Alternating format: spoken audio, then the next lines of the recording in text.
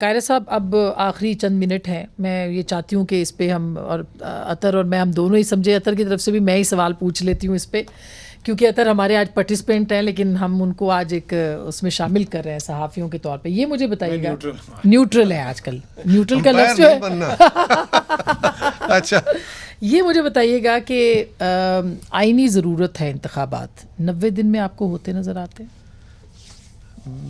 بالکل آئینی ضرورت ہے، 90 دن میں ہوتے ہوئے نظر نہیں آتے.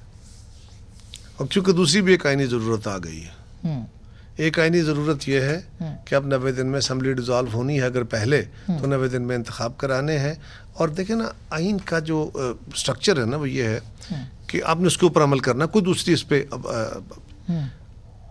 اب دوسری طرف یہ قانون، یہ بھی آئین کا تقاضا ہے کہ اگر مردم شماری ہوئی ہے تو حلقہ بندی ہوگی.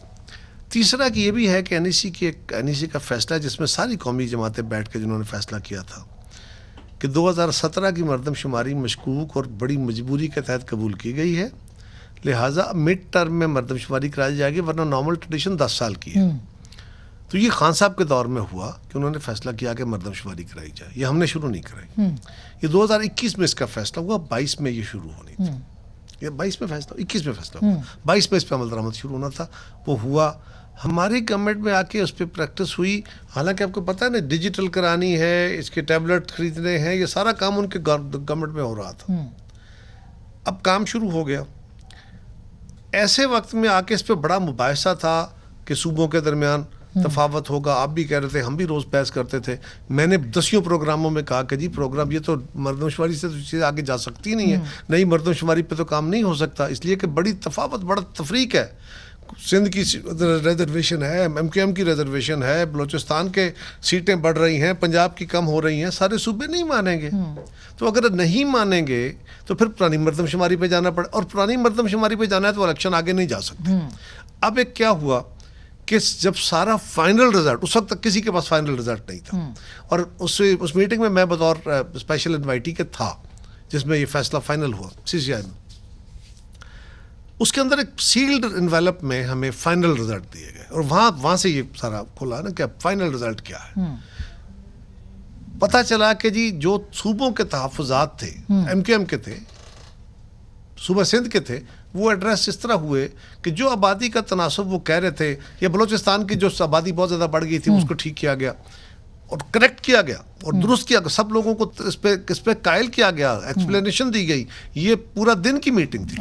اچھا اس کے بعد اب یہ ہماری قومی ذمہ داری تھی کہ اگر جماعتیں اس پہ متفق ہو گئی ہیں تو اس کو نوٹیفائی کر دو، کیونکہ یہ بہت اہم ڈاکومنٹ ہے، صرف الیکشن کے لیے استعمال نہیں ہونا. فگرز آپ کے سامنے آئے، اس پہ آپ مطمئن ہو گئے، مطمئن ہو گئے سارے، ایم کیو ایم بھی اس پہ مطمئن ہو گئے. ایم کیو ایم کے نمائندے وہاں بیٹھے تھے، باپ کے نمائندے بیٹھے تھے، اور اسپیشل انوائٹی کے طور پہ چیئرمین سینٹ تھے، خالد مقصد صاحب تھے، امین الحق صاحب تھے ایم کیو ایم کے، اور اپنے جے یو آئی کے تھے اسد صاحب.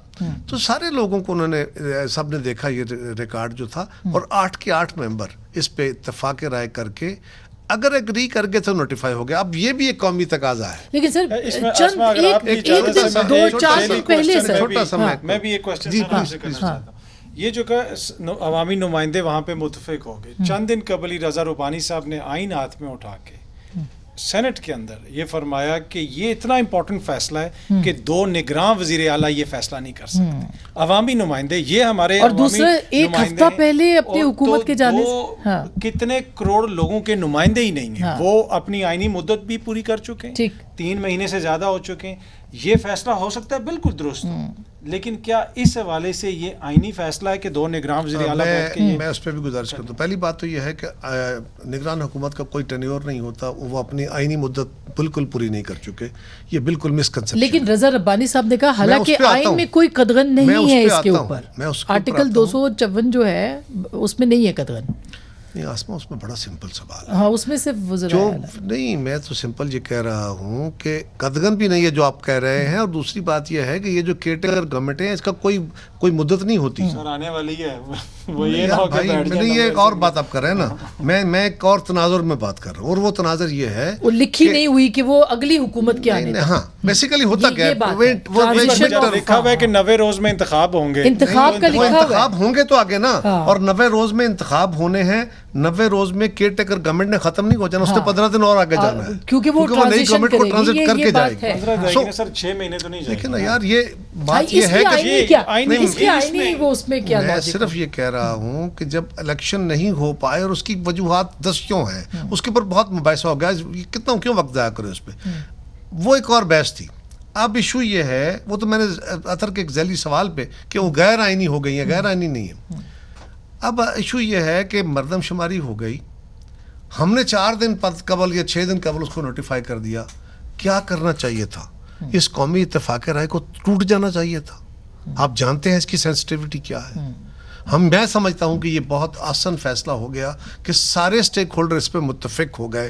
اس کا اتفاق رائے سے پاس ہونا بہت ضروری, اس کے ساتھ بے شمار چیزیں لنکڈ ہیں. اچھا اب مجھے یہ بتائیں کہ کیا آپ کو لگتا ہے فروری, ایک جملہ صرف میں پتہ پنجاب کے نگراں کا کیوں کہہ رہا ہوں, 8 سیٹیں سر کم ہوئی نا پنجاب, نہیں ہوئی نا, ایک سیٹ نہیں کم ہوئی, ایک سیٹ بھی کم, ایک بھی کم نہیں ہوئی. وہ جو یہ دعویٰ کیا جا رہا ہے میڈیا میں, نہیں بالکل نہیں ہے, یہ پرانا تصور تھا. جیلم کا اور جو ہے کچھ نہیں ہو رہا کا ضلع ایک سیٹ پہ ہو جائے گا, نہیں ہوگا. میں بتاتا ہوں. اچھا اس کا ایسا کچھ نہیں ہوا, کیونکہ یہی تو پروپیگنڈا اس وقت چل رہا ہے. سوال یہ ہے کہ پہلے جب یہ خبریں نکل رہی تھی نا کہ فلاں صوبے کی آبادی اتنی بڑھ گئی, فلاں کی اتنی کم ہو گئی, تو پنجاب کی آبادی کی گروتھ کمپیریٹیولی کم دکھائی گئی, بلوچستان کی زیادہ دکھائی گئی. وہاں 7 سیٹیں بڑھ جائیں گی, ایک سندھ کی بڑھ جائے گی, پنجاب کی 8 کم ہو جائیں گی. اس میں جب 8 کم ہوں گی تو پھر 2 صوبوں والی جو ضلع ہے اس کی ایک رہ جائے گی. حافظ آباد کی پہلے ہی بڑی سیٹ ہے ان کا, ایسا نہیں ہے. تو میرے اپنے ضلع کی سیٹ اس وقت کم ہونے کا امکان تھا کہ ہم بھی فرکشن پہ بیٹھے ہوئے 4 سیٹوں کے ساتھ. اب یہ ہوا کہ جب سارا فائنل رزلٹ سامنے آیا اور انہوں نے اس کی سارا دکھایا کہ جی ہم نے جس کا جو اعتراض تھا اس کو جا کے ری ویریفائی کیا, سیٹلائٹ امیجنگ کی, فلاں کیا, اس پہ سب سٹیک ہولڈر متفق ہونے کے بعد یہ فیصلہ ہو گیا کہ اب آئینی ترمیم بھی نہیں چاہیے. اچھا, جو آئینی ترمیم کا تحفظ تصور تھا نا, وہ اس لیے تھا کہ آئین کے اندر صوبہ پنجاب کی اتنی سیٹیں, سندھ کی اتنی سیٹیں, قومی اسمبلی وہ لکھا ہوا ہے. اچھا ہمارا خیال تھا کہ جی کیونکہ وہ صوبوں کے اندر تقسیم کا فارمولا اور ہے, ٹھیک ہے, وہ یہ نہیں ہے. لیکن آئینی ماہرین کا تصور یہ تھا کہ کانسٹیٹیوشن کے اندر اگر فل سٹاپ کا اما بھی بدلنا ہے تو آئینی ترمیم چاہیے. اگر یہ سیٹوں کا تناسب بدلنا ہے صوبوں کے درمیان کی کم دوسرے کی زیادہ, تو پھر تو آئینی امینڈمنٹ. اب یہ فیصلہ ہوا, فیصلہ نہیں ہے, اب یہ رزلٹ آیا تو پتہ چلا کسی صوبے کی سیٹ کم زیادہ نہیں ہو رہی. اچھا صاحب اب چلیے, تو آپ نے کلیئرٹی کے ساتھ بتا دیا, اب ٹائم ختم ہونے